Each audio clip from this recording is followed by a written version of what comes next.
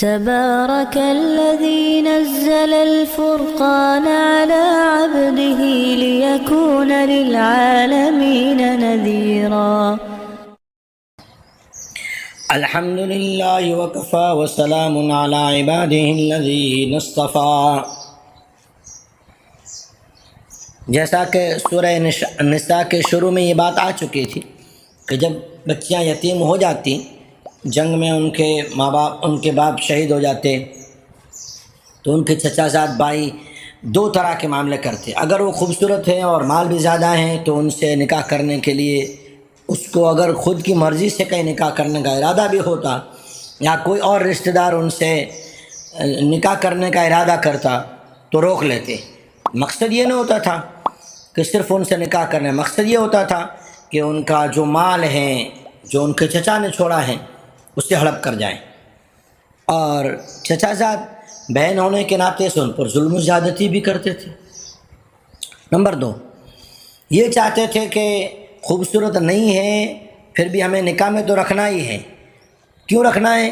اس لیے نہیں رکھنا کہ یہ ہمارے چچا زاد بہن ہے تو اس کے حق ادا کیے جائیں، کہیں اور جائے گی دکھی ہو جائے گی. نہیں، مقصد یہ ہوتا تھا کہ ان کا مال ہڑپ کر لیں، پھر ان کی طرف دھیان توجہ نہیں دیتے تھے، انہیں اگنور کر دیتے تھے اور ان سے جو ہے ظلم و زیادتی کا شکار بنتی تھی بیچاری اور چچا زاد بہن. اللہ جل شانہ نے جب ان کے اندر یہ سوچ پیدا ہوئی کہ یہ حکم پہلے نازل ہوا عورتوں کے بارے میں، ہو سکتا ہے یہ عارضی حکم ہے، عورت کو حق دینے کے اور حق لینے کے لائق تھوڑی ہے. عورت تو ایک کام کرنے والی ہے، ایک مشین ہے، ایک غلام ہے، ایک کنیز ہے. اللہ جل شانہ نے تو ٹوک لفظوں میں وہ حکم سنایا کہ آج کی قیامت تک کی کوئی بھی کمیونٹی اور کوئی بھی مذہب ایسا حکم نہیں سنا سکتا. یہ اللہ کا کلام ہے جس نے عورتوں کو لا کے انصاف کے مقام پہ کھڑا کیا ہے. اعوذ باللہ من الشیطان الرجیم، بسم اللہ الرحمن الرحیم. وَيَسْتَفْتُونَكَ فِي النِّسَاءِ قُلِ اللَّهُ يُفْتِيكُمْ فِيهِنَّ وَمَا يُتْلَىٰ عَلَيْكُمْ فِي الْكِتَابِ فِي يَتَامَى النِّسَاءِ اللَّاتِي لَا تُؤْتُونَهُنَّ مَا كُتِبَ لَهُنَّ وترغبون أن تنكحوهن والمستضعفين من الولدان وأن تقوموا لليتامى بالقسط وما تفعلوا من خير فإن الله كان به عليما. اور آپ سے اے نبی صلی اللہ علیہ وسلم عورتوں کے بارے میں فتویٰ معلوم کرتے ہیں، آپ جواب سنا دیجئے کہ اللہ تعالیٰ تمہیں فتویٰ دیتا ہے ان عورتوں کے بارے میں، اور جو کچھ تمہارے سامنے کتاب میں سے یتیم عورتوں کے بارے میں پڑھا جاتا ہے جو پہلے حکم آ چکا ہے، جن سے تم نکاح کرنے کا ارادہ کرتے ہو اور پھر تم انہیں ان کے مہر نہیں دیتے ہو، جو طے ہوا وہ بھی نہیں دیتے ہو مکمل، اور تم ان سے نکاح کر لیتے ہو. اور ان کے کمزور اولاد کے بارے میں بھی اللہ جل شانہ تمہیں وہی حکم دیتا ہے جو حکم پہلے آیات میں دیا جا چکا ہے. اور اللہ یہ بھی حکم کرتا ہے کہ تم یتیموں کے ساتھ انصاف قائم رکھنا، اور جو کچھ تم بہتر کرو گے وہ ضائع نہیں ہوگا، وہ تمہارا برباد نہیں ہوگا. اللہ تعالیٰ تم جو بہتر کرتے ہو نا، اللہ تعالیٰ کو ان سب بہتری کا، تمہارے خیر کا، تمہارے انصاف کا، تمہارے احسان کا اللہ تعالیٰ کو علم ہے.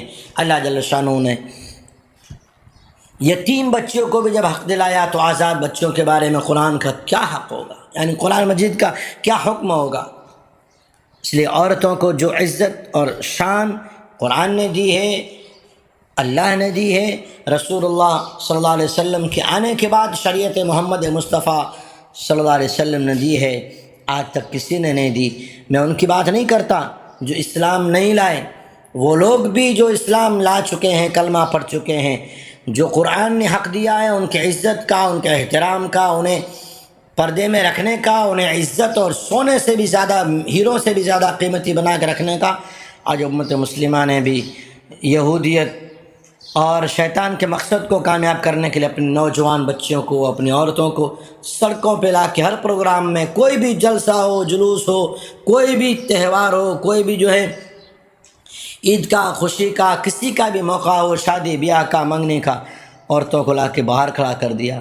جس عورت کو اللہ جل شانہ نے یتیم کو بھی، آزاد کو بھی، غریب کو بھی، کمزور کو بھی اللہ نے کسی شوہر کی سرپرستی میں گھر کا ہیرا اور کوئی نور سے بھی زیادہ قیمتی بنا رکھا تھا، آج مسلمانوں نے بھی اسے باہر لا کے روڈ پہ کھڑا کر دیا۔ اللہ ہمیں انصاف کرنا، عورتوں کا حق سمجھانا، ان کے ساتھ خیر خواہی کا معاملہ کرنا نصیب فرمائے، اور انہیں عزت کا مقام جو ان کا احترام ہے اللہ تعالیٰ وہ کرنا نصیب فرمائے۔ عورت کو بازار کے نشو و نما اور شو کی چیز بنانے سے اللہ تعالیٰ خصوصاً امت مسلمہ کو توفیق عطا فرمائے، آمین۔ وآخر دعوانا الحمدللہ۔